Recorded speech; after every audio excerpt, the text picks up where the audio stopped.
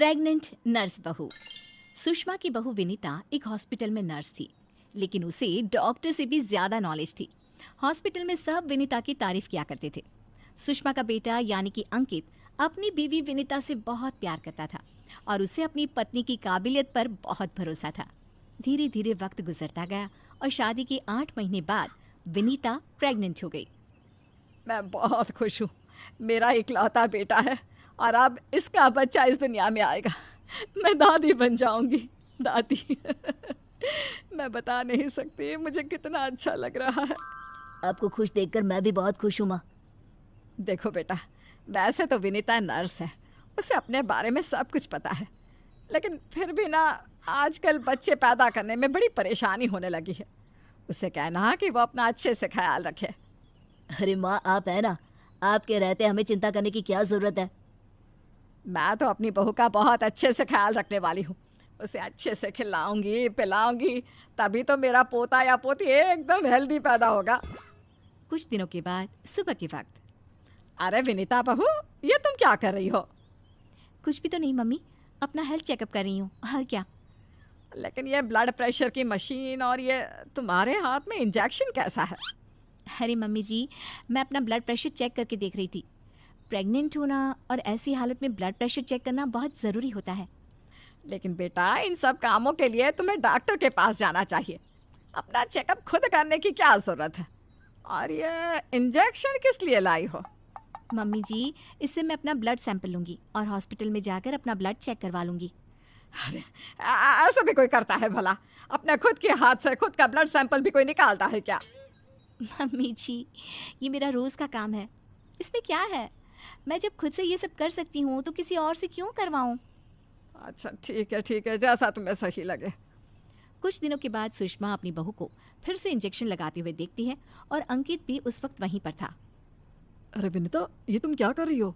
तुम प्रेग्नेंट हो, इस तरह खुद को इंजेक्शन लगाने की क्या ज़रूरत है? अब तू ही समझा बेटा। पिछली बार भी अपना ब्लड सैंपल खुद ही कलेक्ट कर रही थी, तब भी मैंने इसे समझाने की कोशिश की थी, लेकिन ये तो मेरी बात सुनती ही नहीं। अरे मम्मी जी, मैंने पहले भी कहा था ना, बड़े हॉस्पिटल में नर्स हूँ मैं, और क्या करना है क्या नहीं मुझे अच्छी तरह पता है। हाँ, लेकिन तुम खुद को इंजेक्शन क्यों लगा रही हो? अरे इंजेक्शन नहीं है, प्रेगनेंसी में कुछ वैक्सीन लगवाने होते हैं, बस वही लगा रही हूँ, और क्या। और फिर एक दिन रात को अचानक विनीता की तबीयत खराब हो जाती है। क्या हुआ विनीता? तुम ठीक तो हो? तुम तो खुद अपना इतना ख्याल रखती हो, तुम्हारी तबीयत कैसे बिगड़ गई? पता नहीं अंकित, ऐसा लग रहा है कि वीकनेस हो रही है, बहुत कमज़ोर सा महसूस कर रही हूँ पिछले कुछ दिनों से। तुमने तो अपना ब्लड सैंपल दिया था ना हॉस्पिटल में, उसकी रिपोर्ट आई या नहीं? कल सुबह ही आ जाएगी, तब सब कुछ पता चल जाएगा।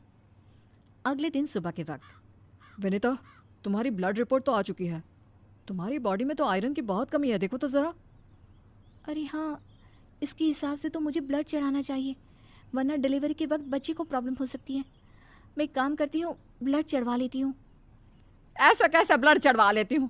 पहले डॉक्टर से जाकर पता करो और हॉस्पिटल में जाकर ब्लड चढ़वाओ। ये सब काम बिना किसी डॉक्टर की सलाह के नहीं करना चाहिए। मम्मी जी, आप फिर से शुरू हो गई ना। क्या करना है क्या नहीं मैं अच्छे से जानती हूँ, मैं खुद कर लूँगी। और विनीता हॉस्पिटल से ब्लड की बोतल का इंतज़ाम करती है और खुद अपने ही हाथों से खुद को घर में रहकर ब्लड चढ़ा लेती है। अगले दिन। विनीता, अब तुम्हारी तबीयत कैसी है? देखो, मुझे पता था ब्लड चढ़ते ही मेरी सारी वीकनेस दूर हो जाएगी। मुझे बहुत अच्छा लग रहा है, एकदम ठीक हूँ मैं। कुछ दिनों के बाद विनीता की प्रेगनेंसी का 8वां महीना शुरू हो चुका था और एक दिन सुबह के वक्त विनीता अच्छे से तैयार होकर अपने कमरे से बाहर आती है। क्या हुआ विनीता, सुबह सुबह कहाँ जा रही हो? बहुत दिन हो गए हॉस्पिटल नहीं गई, सोच रही हूँ आज ड्यूटी पर चली जाती हूँ। डॉक्टर का भी फ़ोन आया था अभी अभी। लेकिन बेटा, अब तुम्हारा 8वां महीना चल रहा है, ऐसी हालत में तुम्हें घर में आराम करना चाहिए और डिलीवरी करवाने तो बिल्कुल भी नहीं जाना चाहिए। लेकिन क्यों मम्मी जी, डिलीवरी करवाने में क्या प्रॉब्लम है? ये तो मेरा जॉब है और हॉस्पिटल में दिन रात यही तो करवाती थी। आपने कहा कुछ दिन काम पर मत जाओ, इसलिए नहीं गई। हाँ मम्मी, वैसे विनीता ठीक ही तो कह रही है, उसका रोज़ का काम है ना ये। तुम आजकल के बच्चे ना कुछ नहीं समझते। अरे तुम्हें वैसा तो सब पता है, लेकिन शायद ये नहीं पता कि इस हालत में अगर तुम डिलीवरी करवाने आई औरतों को देखोगी तो तुम्हारी सेहत पर बुरा असर पड़ेगा। अरे मम्मी, ऐसा भी कुछ होता है क्या? मम्मी जी, किसी और की डिलीवरी करवाने से मेरे ऊपर कैसे फर्क पड़ सकता है? मैं कोई पहली बार थोड़ी ना ये सब करवाने जा रही हूँ। विनीता अपनी सास की एक नहीं सुनती और हॉस्पिटल चली जाती है। वहाँ से वापस आने के बाद, अरे मम्मी जी, आपको मेरी बहुत चिंता हो रही थी ना? ये देखिए, मैं बिल्कुल ठीक ठाक हूँ, अब आपको परेशान होने की ज़रूरत नहीं है। और जानती है, पूरी 5 डिलीवरी करवा कर आई हूँ, वो भी नॉर्मल वाली।